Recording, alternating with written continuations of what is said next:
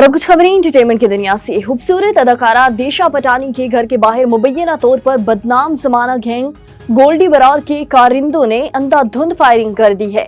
بھارتی میڈیا کے مطابق بالی ووڈ حسینہ دیشا پٹانی کے گھر کے باہر گولیوں کی گڑگڑاہٹ نے سب کو دہلا دیا۔